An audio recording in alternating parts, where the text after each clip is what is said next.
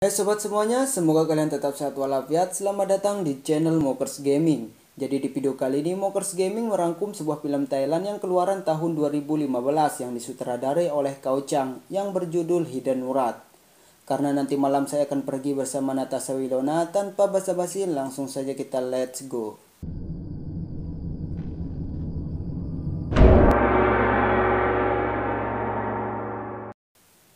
Film diawali dengan adegan kejar-mengejar antara 3 orang preman dan sepasang kekasih. Ketiga preman itu diduga ingin membuahi si wanita yang sedang bersama kekasihnya. Alhasil, pasangan kekasih itu harus berlari menghindari ketiga preman tersebut. Karena dirasa percuma saja terus berlari hanya akan menguras tenaga, oleh karena itu sang kekasih menyuruh wanitanya untuk bersembunyi di balik pepohonan. Sementara dirinya bersiap-siap akan melawan ketiga preman tersebut. Hingga pada akhirnya kekasih wanita itu dihajar habis-habisan oleh ketiga preman. Kemudian salah satu preman menghampiri si wanita itu setelah membuat kekasihnya KO. Mereka pun langsung mencari keberadaan si gadis yang sempat tertangkap, kemudian lari dan bersembunyi di balik pohon besar yang ada di dalam hutan. Namun sayangnya persembunyiannya itu diketahui oleh si ketua preman. Alhasil gadis tersebut langsung diseret dan akan dibuahi olehnya. Gadis itu pun tidak tinggal diam saat dirinya akan dieksekusi oleh para preman. Namun aksi pemberontakannya malah membuatnya harus tewas karena ditusuk oleh bambu yang panjang tepat di bagian perutnya. Tidak lama kemudian datanglah kekasihnya yang sempat dikalahkan oleh para preman itu. Dia menghajar habis-habisan si preman dan pada akhirnya sepasang kekasih itu tewas dibunuh oleh para preman brengsek tersebut.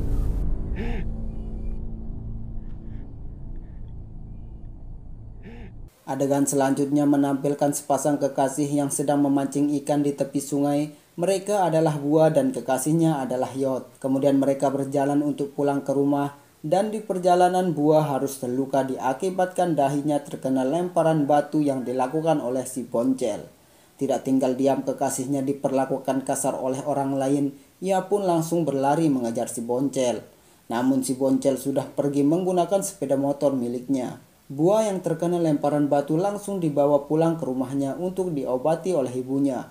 Di sini ibunya Bua sempat menyinggung perihal kerinduannya Bua terhadap ayahnya yang sudah tega pergi meninggalkan mereka berdua demi wanita lain. เขาไม่ได้รักเรา เขาหนีเราไปหาเมียใหม่แล้ว Setelah selesai mengobati luka Bua, ibunya Bua langsung menemui Yot yang masih ada di rumahnya. Di sini ibunya Bua mengatakan secara baik-baik pada Yot bahwa ia harus menjauhi Bua dan tidak perlu mendekatinya lagi. Itu semua demi kebaikan bersama. Pasalnya ibunya Bua tidak ingin putrinya satu-satunya ini terluka karena cinta. Karena ibunya Bua tahu diri bahwa keluarga Yot sudah pasti tidak akan setuju mengenai hubungan Yot dan juga Bua. Di samping itu selain karena Bua dari keluarga miskin, Bua juga cacat fisik yaitu tidak dapat berbicara atau gagu. Tapi Yot sendiri tidak peduli akan hal itu. Dia meyakinkan ibunya Bua bahwa dirinya akan tetap terus mencintai Bua dan akan menikahinya. Singkat cerita Yot sudah berada di rumah di mana Yot sedang berbicara bersama ibu dan ayahnya. Terlihat Yot sedang berusaha meyakinkan ibu serta ayahnya mengenai hubungannya bersama Bua. Ibu dan ayahnya pun tetap tidak memberi restunya dan malah menyuruh putranya ini untuk pergi ke kota untuk bekerja di sana. ใครเขาก็เบื่อทั้งนั้นล่ะก็ทนทำไปมันก็แค่นั้นเอง Tapi Yot yang teguh akan pendirian dan tetap akan berusaha menikahi gadis yang dia cintai. Di tempat lain terlihat ketiga preman itu sedang makan di sebuah warung. Pada dasarnya mereka adalah lelaki hidung belang dan pada saat melihat wanita seksi sedikit saja langsung gatal ingin menggodai. นี่แกไม่มีเมียหรือไงไอ้สัตว์นรก Tapi si pelayan itu tidak tinggal diam dan menampar pada saat bokongnya diremas oleh si Chang. Inilah sosok si Chang. Singkat cerita si Chang sudah kembali ke rumahnya yang dimana istrinya Chang terlihat sedang menjemur pakaian. Kemudian istrinya menghampiri sambil menegur dirinya bahwa Chang sehari-harinya hanyalah main-main saja. Tidak ada tanggung jawabnya sama sekali sebagai suami untuk bekerja menafkahi keluarganya. Karena merasa kesal mendengar protestan dari sang istri, Chang pun mengamuk melempar botol minuman dan membentak istrinya. Merasa diperlakukan kasar, istrinya pun menangis pergi masuk ke dalam kamar meninggalkan Chang yang terdiam di luar kamar. Namanya juga wanita. Scene pun berpindah terlihat Bua dan juga Yot sedang asik berboncengan sepeda. Ternyata mereka menuju sungai untuk kembali mencari ikan. Kemudian mereka membakarnya di saung di tepian. Mereka terlihat sangat mesra dengan Yot yang meyakinkan Bua bahwa mereka akan hidup bersama-sama. Singkat cerita, ketika Yot dan Bua selesai mancing dan makan, akhirnya mereka melanjutkan perjalanan pulang ke rumahnya. Tapi di tengah perjalanan, mereka dihadang oleh Champet dan juga Lek. Inilah ulesnya. Mereka pun merampas ikan yang ditangkap oleh Bua dan Yot, tapi Yot tidak tinggal diam dan melakukan perlawanan. Chang yang melihat Bua langsung saja dengan refleksnya meremas pantatnya Bua. Bua pun langsung menampar pipinya Chang dan pada saat Chang akan mengajar Yot, tiba-tiba datanglah istrinya Chang yang langsung mengomel Chang dan kedua teman berandalnya itu. Akhirnya Bua dan Yot bisa selamat sampai rumahnya masing-masing. Setelah mengantarkan Bua ke rumahnya, Yot pun langsung bergegas pergi menuju rumah orang tuanya. Setibanya di sana, Yot langsung diajak ngobrol oleh ayahnya yang masih berusaha membujuk Yot agar mau pergi ke kota dan memutuskan hubungannya dengan Bua. Pada keesokan harinya terlihat Bua sedang berjalan sambil membawa belanjaan. Tiba-tiba dirinya dihajar serta dicaci maki oleh ibu-ibu pemilik warung. Bukan tanpa alasan ibu-ibu itu menganiaya si Bua yang dimana sebelumnya terlihat si Boncel mencuri seikat pisang yang ada di warung miliknya. Dan secara kebetulan Bua melewati warung tersebut sambil membawa pisang yang sudah dibeli di tempat lain dan ibu itu pun menuduh Bua lah yang mencuri pisang di warungnya. Sesampainya di rumah Bua dibuat sedih kembali. Pasalnya ibu Yot datang ke rumahnya untuk menemui ibunya Bua dengan niat kedatangannya untuk memberikan peringatan kepada ibunya Bua agar menjauhkan putrinya dengan Yot. Betapa sedihnya Bua saat mendengar itu semua. Bua pun bergegas pergi ke tepi sawah untuk mandi dan mencuci serta menjemur bajunya. Pada saat dirinya sedang menangis di dalam saung, tiba-tiba Yot datang menghampirinya. Si Yot pun menghibur Bua dengan kata-kata atau gombalan-gombalan mesra untuk meyakinkan kesungguhan cintanya ini. Kemudian ia pun pergi ke sungai untuk menjaring ikan. Sementara itu Bua berada di pinggir sungai sedang mencari kepiting. Tiba-tiba datanglah Pet dan juga Lek yang membekap Bua. Kemudian Bua di bawahnya pergi menjauh dari sungai. Karena Bua tidak bisa berbicara, akhirnya dia hanya menangis saat dirinya sedang dibekap oleh Chang. Yot yang merasa Bua telah hilang langsung mencoba mencari keberadaan Bua. Sementara itu Bua terlihat akan dibuahi oleh Chang. Setengah bajunya Bua pun sudah dibuka paksa oleh Chang. Tapi Bua tidak tinggal diam dan memberontak. Tidak lama kemudian datanglah Yot yang menyerang Chang dan kawan-kawannya. Tapi karena mereka kalah jumlah dan kekuatan, akhirnya Bua dibuahi di depan mata kepalanya Yot yang sudah sekarat berlumuran darah. Setelah selesai membuahi Bua, Chang pun menyuruh Pet untuk membunuh Bua dan juga Yot. Bua yang masih sadar memohon untuk tidak dibunuh bersama dengan kekasihnya ini. Tapi apalah daya, Chang, Pet dan juga Lek menghabisi nyawa mereka kemudian dikubur di dalam hutan itu. Wow, seram.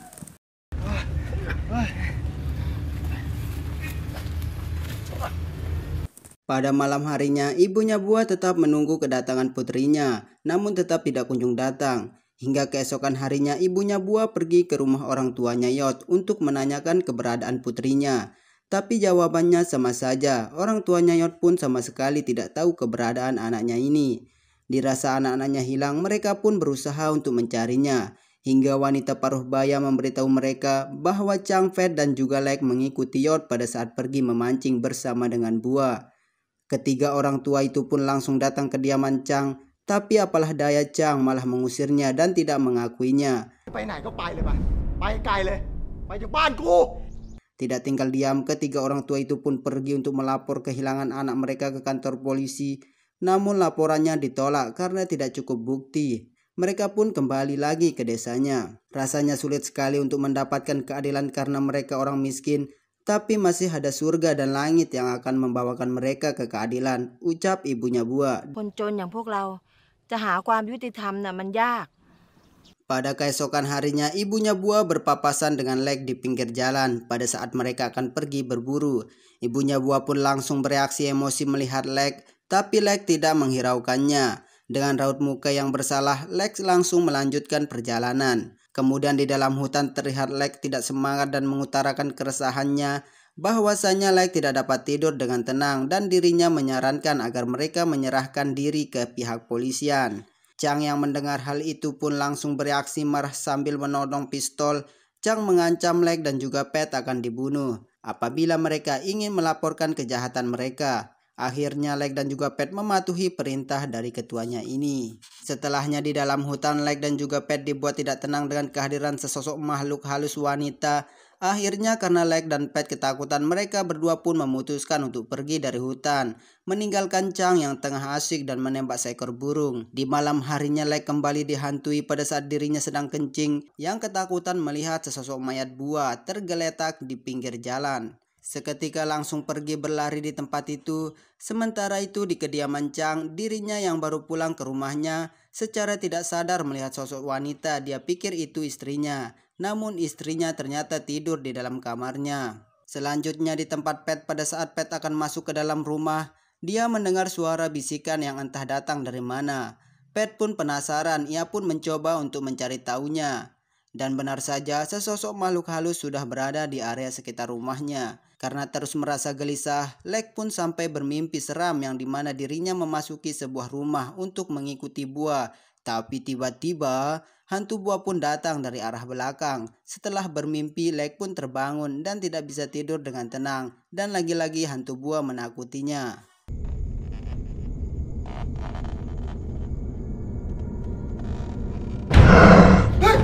Pada keesokan harinya, seorang bapak bernama Tanong yang merupakan ayah dari Lek menemukan keberadaan Lek sudah berada di bawah kolong rumah.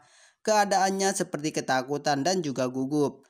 Tanong yang melihatnya pun langsung melaporkan kepada kepala desa yang ada di desa itu. Tanong berkata bahwa ketiga pemuda desa mereka termasuk putranya sendiri yang tidak ada gunanya, hanya bisa merusuh dan diduga mereka sudah membunuh Buah dan juga Yot.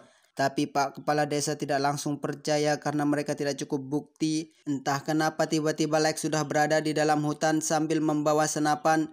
Terlihat Lek terus-terusan dikejar oleh hantunya Buah. Sampai suatu ketika dirinya hilang terkena sesuatu dan beruk begitu saja.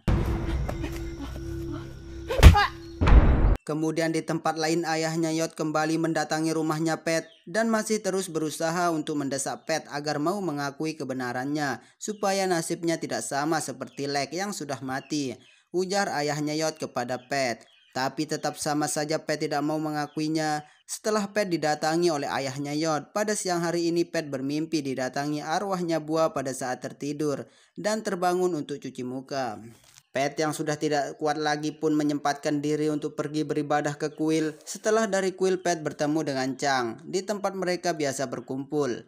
Pat mengatakan kepada Chang bahwa mereka harus segera mengakui perbuatannya. Pasalnya, Lek sudah mati secara aneh dan dirinya terus-terusan dihantui oleh arwahnya Buah. Sontak Chang pun menjadi emosi dan tidak setuju sehingga mereka berdua pun saling memukul satu sama lain. Tapi Pat dibuat kalah oleh Chang dan Chang sendiri mengancam Pat akan membunuhnya jikalau dia berani buka mulut.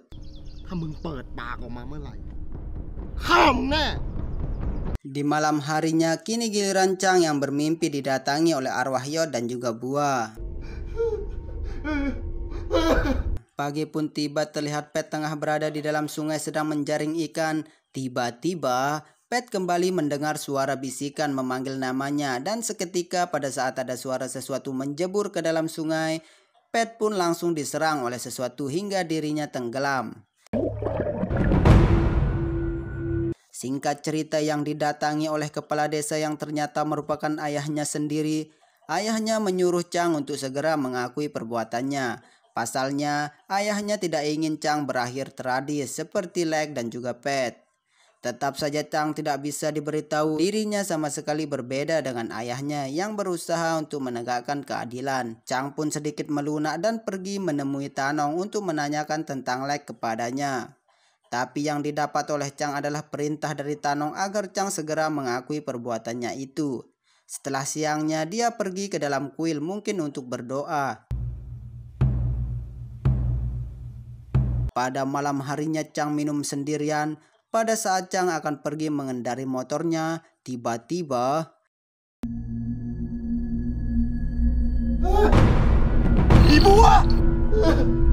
dan untung saja motornya bisa kembali hidup. Setelah sampai di rumah, Chang kembali diganggu oleh arwah penasaran dari Bua dan juga Yot. Pada saat dirinya akan tidur, tiba-tiba ia mendengar sesuatu yang berisik di luar kamarnya. Chang yang berusaha untuk mengeceknya pun dibuat kesulitan karena lampu rumahnya yang mati. Tiba-tiba sontak Chang mengambil golok untuk membunuh hantunya Bua. Aduh, mana bisa hantu mati 2 kali, Chang. Tapi apa yang didapat adalah dirinya dengan tidak sengaja membunuh Chin, istrinya sendiri.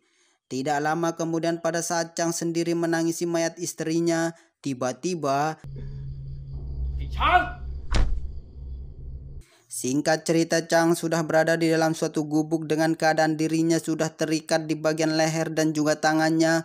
Tidak jauh dari tempat itu terlihat 2 orang yang sedang berjalan ke arahnya. Ternyata itu adalah Yot dan juga Bua.